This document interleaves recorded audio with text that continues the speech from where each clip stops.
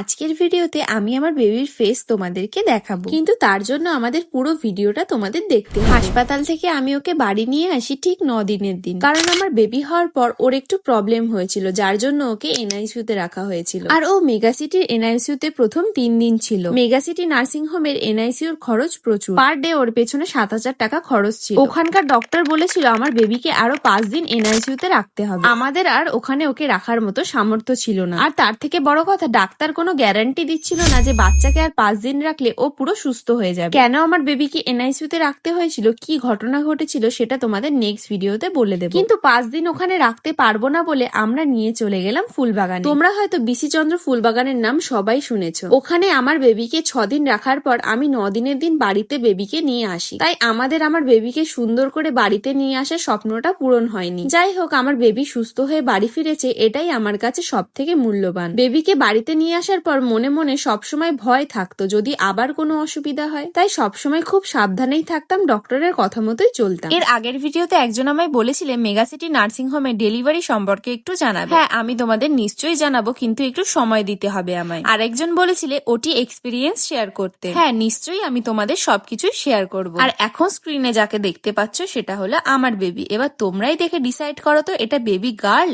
আর baby বয়।